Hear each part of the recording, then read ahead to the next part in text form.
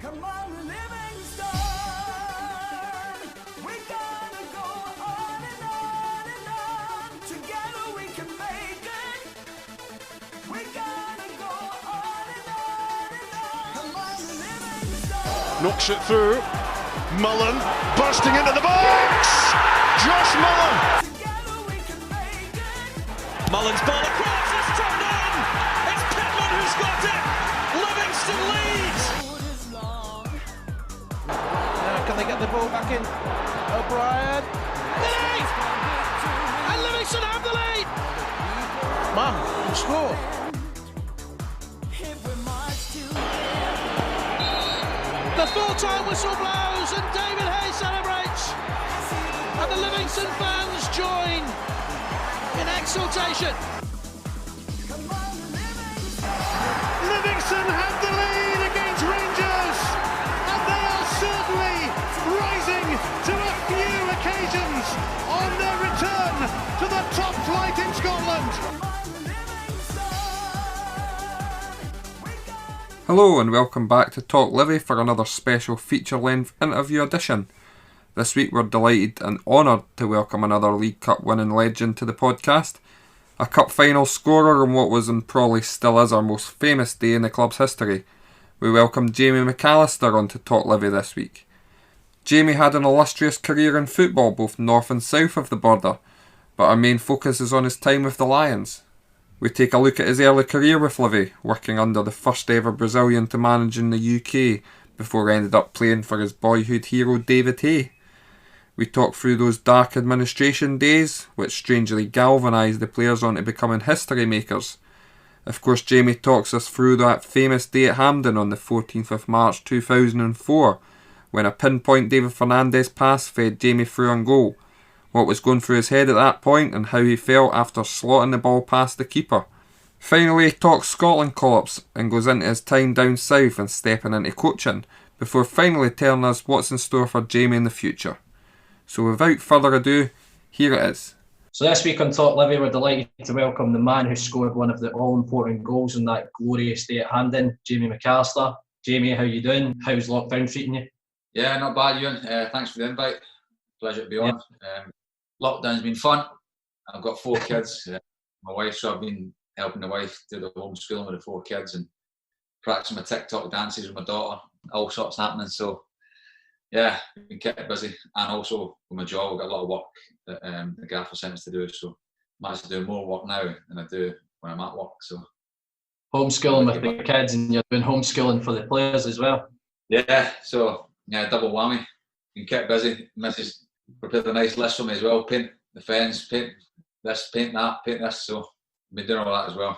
We'll touch on it. We'll probably touch on it a wee bit later when we come on to your Bristol City days. But what's sort of going on now? I think I read that the players may be coming back in next Monday. Yeah, Callum. So we had a big meeting on Monday with all the staff. And we put all the protocols in place for the boys to come back on Monday.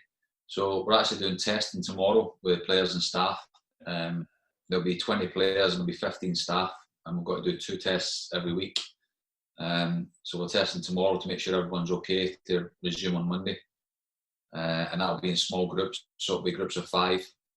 And myself, Gaffer and Dino, 3 coaches will take 5 players on each pitch, and we'll all have our own pitch. And the boys got to turn up in their own gear. Not like when it's in the dressing rooms or in the change rooms, no food provided. So basically turn up in their gear, they get tested, come down to the training ground, which is one way in, one way out, come on the pitch, and then when they finish after an hour, basically go straight back in the car, go home, get showered and changed and have food and stuff like that. So yeah, it's changed days, but it'll be interesting. It's just good to be back, and the boys are buzzing for it. It's been a long time coming. Right, so I'm going to take you back to when you first joined Livingston. So you'd spent 4 years at Aberdeen, decided to make the move to Livi. What was your thinking when making the move? How did it sort of materialise? Well, yeah, I had 4 years left. So I had 4 years at Aberdeen, and then the opportunity came to go to Livi.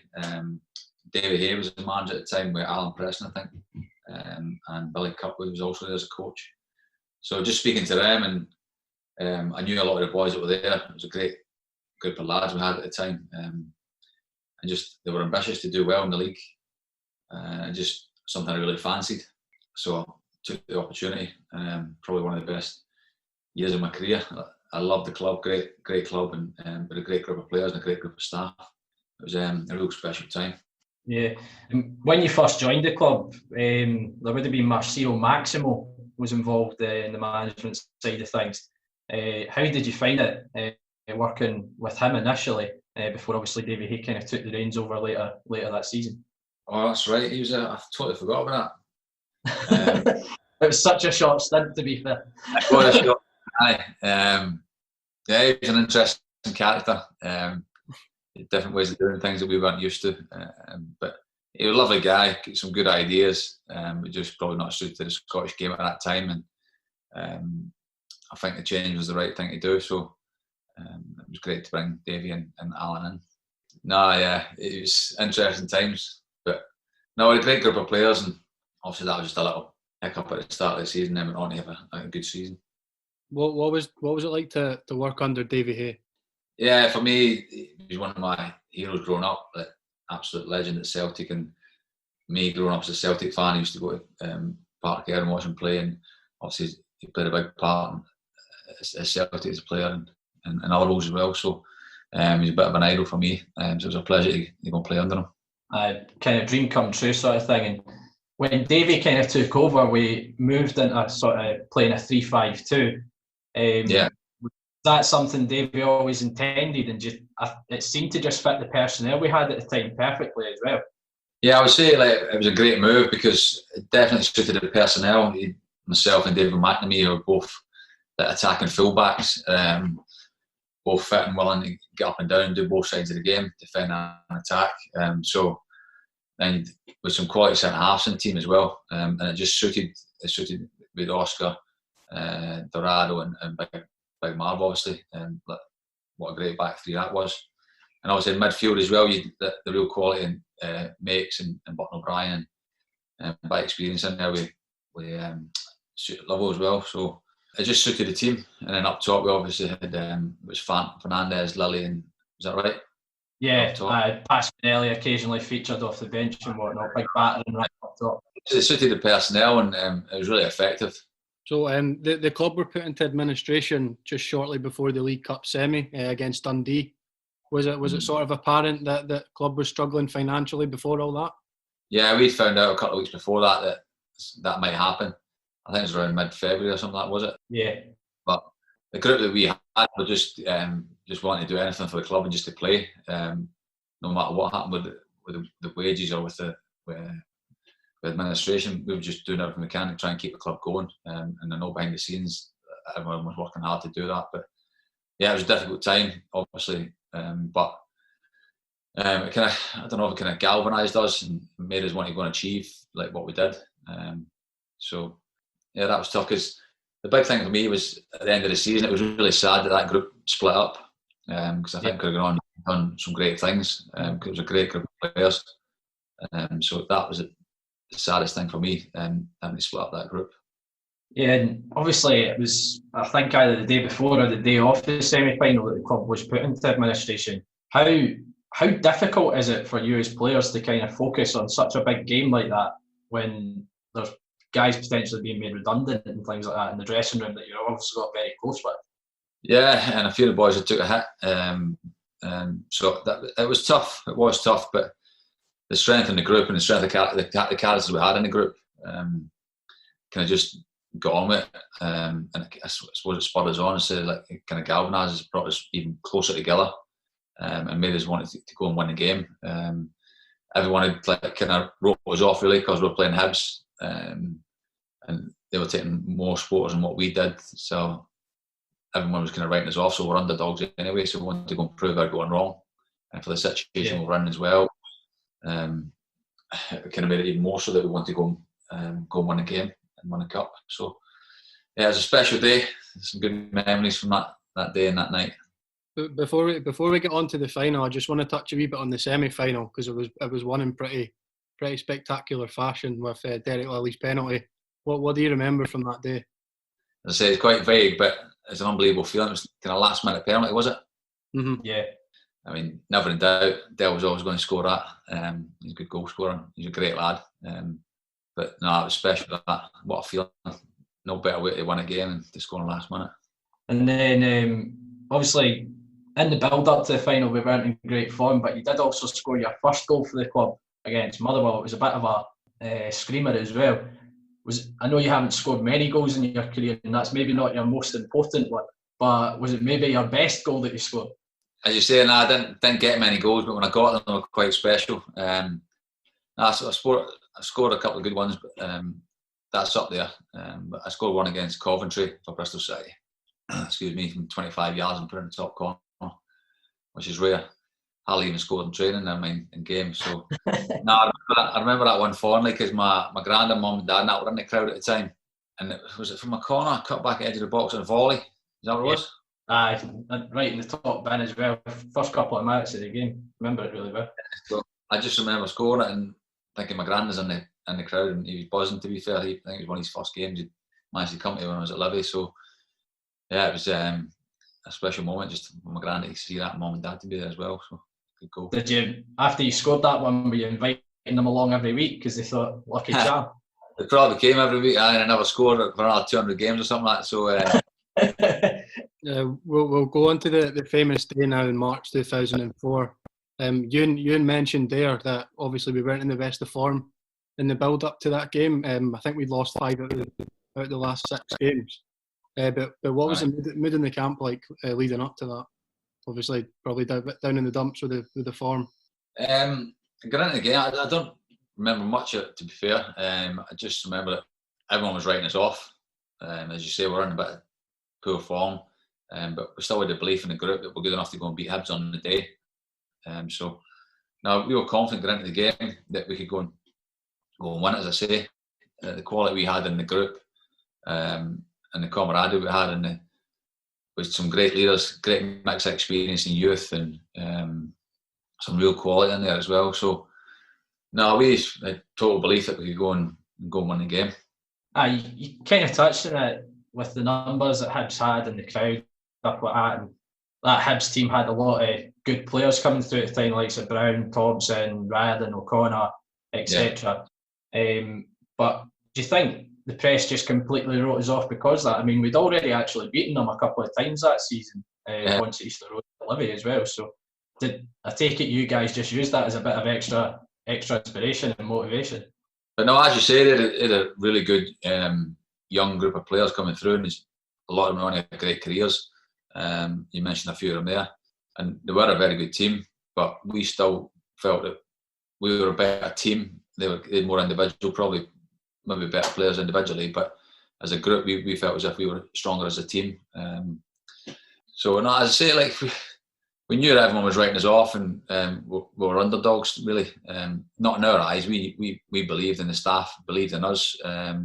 We believed in each other. We were going to achieve what we did. So, in any game, it doesn't matter what the press says. It's up to the players on the pitch, and it was our day, lucky enough. Now, just on to the moment, obviously, when you wrote your name into Livingston folklore, really becoming a legend. What are your memories of the goal, and to the nearest 1,000, how many times you watched it back? To be fair, after I scored, I watched it back plenty of times, but recently I've just been getting people be sending me the video through. Like every couple of years I get it through on Facebook or whatever, and it's nice to see. I show my kids now, and they don't think it's me with my crazy hairstyle and like blonde highlights, dodgy celebration. But no, it was special. All the day at the time, the blonde streaks and everything. I know. That's what I tell my son. I said, and he's there now. I said, "Don't worry, buddy. You'll have years like that in a couple of years." But it's an unbelievable moment to play at Hampden in a cup final, League Cup final, in front of 40,000, 50,000, whatever it was. Incredible support from Livingston faithful, and all my family and my wife and that was in the crowd. I don't know how it ended up. I was on the edge of the box marking, and then defending a corner, and we broke, and I just kind of thought, well, why not? Go on a little run, and lucky enough, David Fernandez, with his vision and his quality, found me, and I managed to just stay on side on the halfway line, and then going in and goal 1v1. As I say, I do it all the time. Put my head down, kind of wanted to put it in the bottom corner. I took it quite early, which maybe surprised the keeper a little bit. I put it in the bottom corner, and then it was just absolute madness. Just right where my family was sitting, knee slide, and then all the boys jumping on top of me. It was an incredible moment. We were chatting to Scott McLaughlin a couple of weeks back, and we were talking about your goal in particular. We could have picked any players in our squad to be going through 1v1 and goal. He said either Derek Lilly or yourself. Were you as confident as Scott was? No, I appreciate that from Scotty, top man. I've been following Scotty and doing his challenges on Instagram with his 10Ks and his 5Ks. He's absolutely machine. Scottish football Forrest Gump right there. He's a great young player as well coming through there. He had a good career. Great lad. I've spoken about quite a bit recently. No, that's nice of him to say. He'd probably more faith than I did. Saying that, I'd probably put myself second last. That means second. So it's a great time to score, though. We'd obviously just gone 1-up, and it's probably about 2 minutes later. Well, what were your thoughts on that? Just the timing of it. Yeah, I think that was really important because they had a few chances before that. I say we were defending the corner, and to go and break and to score a second in quick succession, to score the second right away was after 4 or 5 minutes or something like that, was it? Yeah. Dale scored in the 51st, and I was 54th, something like that, was it? You were talking how Hibs had a few chances and stuff like that. Like first half, I wouldn't even say we played that great, but we just seemed to catch them totally off early doors in the second half, and it just completely knocked the stuffing out of them. Yeah, that's it. First half, we never really came out of the traps, so didn't play particularly well. And then second half, like you say, we got the 2 early goals within the first 10 minutes of the second half. It was a great start, and then we were comfortable then. Obviously, they kind of threw caution to the wind and had a goal, but no, it was a great goal by Derek Lilly as well, and a great ball by Button. 2 good goals to win the game. It was incredible. What's the feeling like then when the full time whistle goes and you've won the League Cup, you've won a trophy at Hampden, a major trophy? What's the mood and what are you feeling? Yeah, it was special. For me, it was the first trophy like I'd won as well. So I'd been to a few finals with Aberdeen, got beaten the Scottish Cup final off Rangers, I think it was, and then lost in the League Cup final to Celtic. Lost in the Challenge Cup final, one of the Community of the South and stuff. So my first taste of victory at professional level in the Cup final, and to score was special as well at Hampden. But not just the group of players we had. That when the final whistle went and all the stuff that was going on behind the scenes with administration, just for everyone connected with the club, it was just such a special moment. The final whistle, and just total elation and like tears and joy, everything. It was just a brilliant moment. I was going to say, you talked about the previous cup finals. You would have been involved in the cup final where Robbie Winters had to go between sticks. So were you quite glad we had 2 keepers available for the League Cup final? That was crazy. That after a minute, I'd let Kinchelsea go right. I should have stopped the cross. Kinchelsea crossed it, and I think it was Rod Wallace went across the front of Jim Leighton. Leighton saved it, and he kicked him and broke his jaw. That was Leighton's last game in his career. And then Robbie came on. We lost 4-0. Remember Jorg Albert scoring from about 40 yards. But no, that was a mad moment. I mean, that must have been some party afterwards as well. What stories are? You must have a few stories about the after party from that. It's a bit of a blur. I think we're back to the stadium. I think. I'd be disappointed if it wasn't a bit of a blur, to be honest. Had a few drinks. Had a few drinks. And at the stadium, and then we ended up out in Glasgow. I'm sure. Went in Glasgow night, and then was it the next day? We're out on the bus and that. God, I can't even remember. I think the bus was after the game. And it was after the game, was it? And then back to the DVD. Alan Preston was trying to get a carry out by using the trophy in a petrol station or something like that. I can hardly remember it. Ago, but no, I'm sure it was a great night. I can't remember much about it right enough, but that proves it was a good night. With the group of lads we had, we knew how to work hard and how to party hard, that's for sure. Sorry, we went on to finish 9th that season, and we obviously got to the Scottish Cup semi as well. So overall, it was a really good season for a club like Livi as well. We finished 9th that year, did we? Yeah, I think it was 9th Was it Celtic in the semi-final, Ewan? Yeah, Celtic we got beat 3-1, but I mean that Celtic team we came up against had the likes of Sutton, Larson, Hartson, unbelievable team actually they had at the time. They beat us in the semis, didn't they? Yeah, Colin McMenamin scored for us, I think, in the semi-final. But you know, you talk about the season the club had, but for yourself as well, arguably one of the best seasons of your career, and you ended up actually capping it off by getting capped for Scotland against Trinidad and Tobago. And you would have played along current Livi gaffer as well in that team, Gary Holt. How proud a moment was that for you, getting capped for your country? Yeah, that's every boy's dream, isn't it, to play for representing your country. I think Craig Gordon got his first cap that day as well against Trinidad and Tobago. It was amazing. Capped off a great season. We played it was Easter Road, I think, the game against Trinidad and Tobago. So we played it for 90 minutes and got 100% record with Scotland. Not many boys can say that, can they? Certainly not. You can take that one to the grave. Nobody can really say that. Yeah, it was amazing to win my first cap, and a special moment. David McAllister got called up with you as well. As well, which just shows you how good a season the pair of you had playing in that sort of wing back role.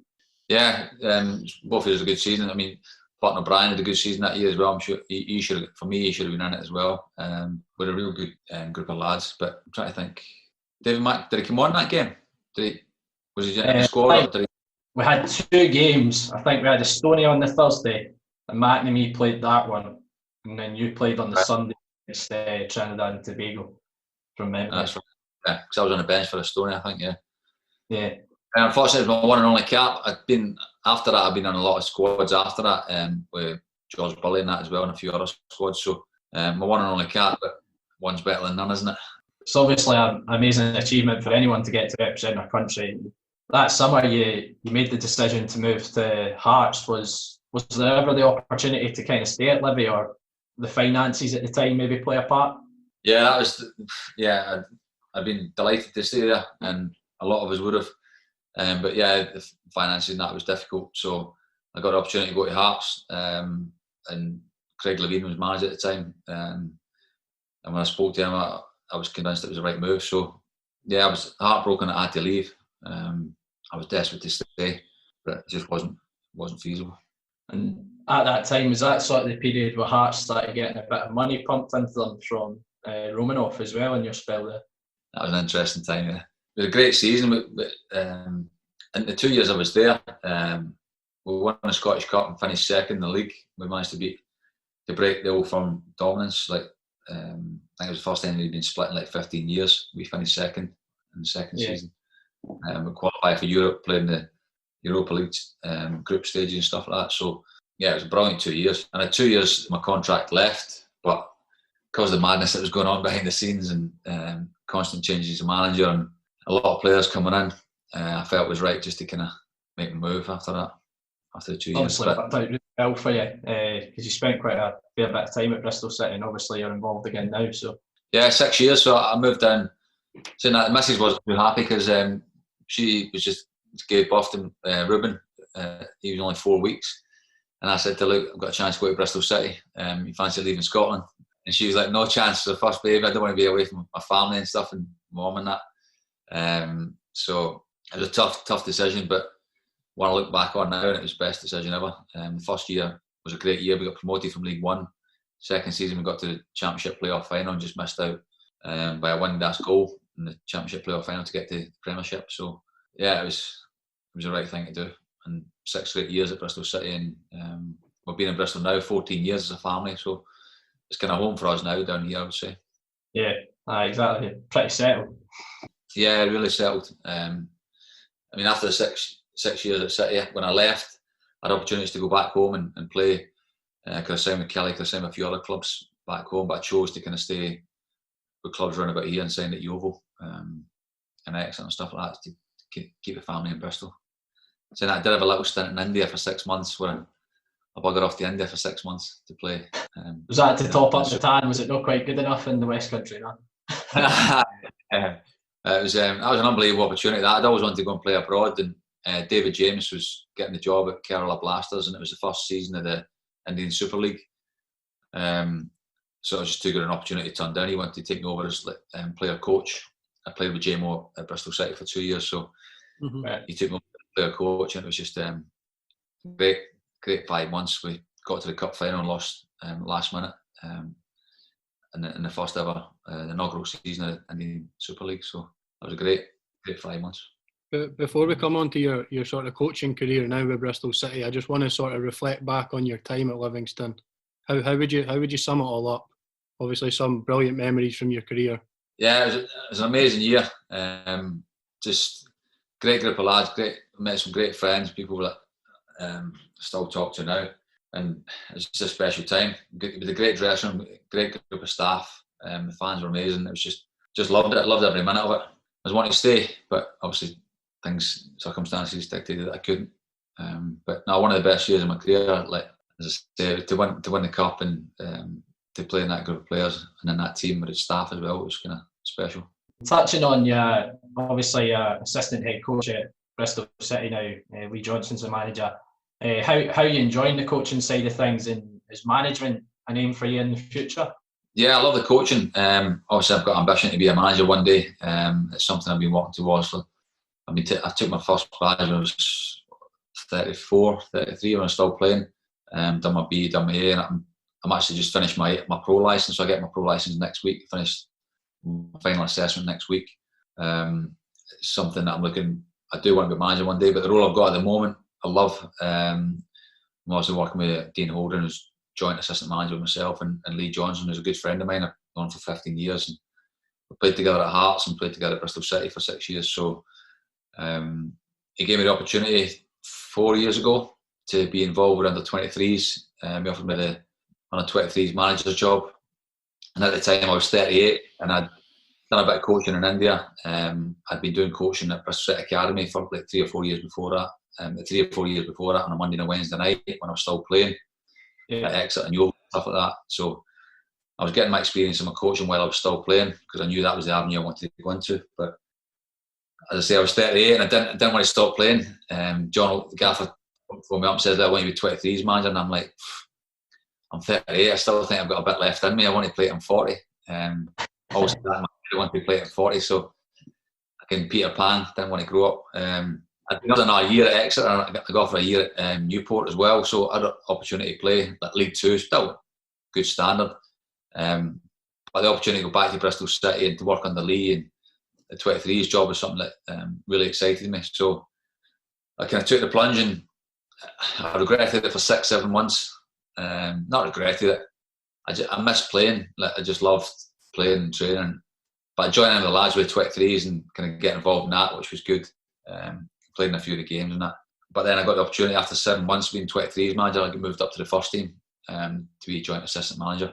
And that was baptism of fire, really. 10 games to go, we're in the bottom 3 of the championship, and it was just John Pemberton got sacked and Gaffer brought me in, and we managed to stay on the second last day of the season, which was a great achievement.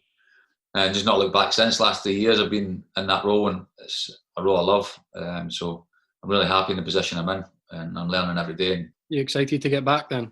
Yeah, I can't wait. It's been a long 7-8 weeks. So yeah, I'm desperate to get back to football. I miss football madly. So just start back on Monday, hopefully. Brilliant. Jamie, thank you very much for joining us. It's been an absolute pleasure to get to chat to you. Myself and Ewan are very grateful for you coming on. A big shout out as well to Lee Miller, who put us in contact with you. A big thank you to him. So it goes without saying, all the best for the future, and take care of yourself. Thanks, Callum. Thanks, Ewan. Really appreciate that. Stay safe, guys. Take care.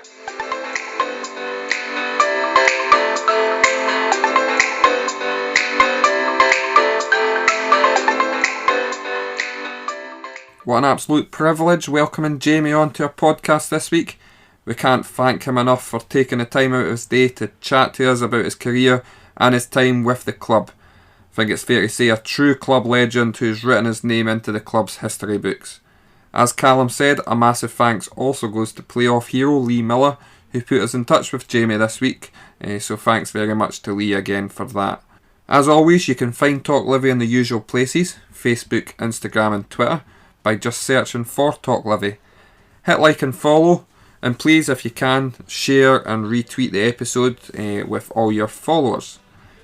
You can find this episode and all our other episodes on all good podcast streaming sites, including iTunes, Spotify, Castbox, plus loads more, or simply just head to our website, talklivipodcast.libsyn.com, where you'll find all our episodes.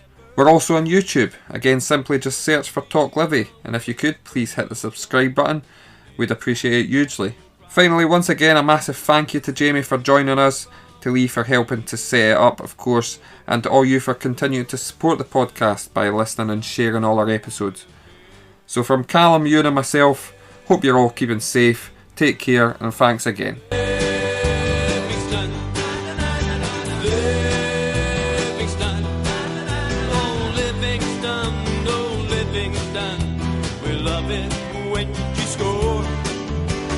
Livingston, oh Livingston, the Armorville Lions grow. Livingston, oh Livingston, we realize our vision. Livingston, oh Livingston, into the Premier Division. Livingston, Livingston, Livingston, Livingston.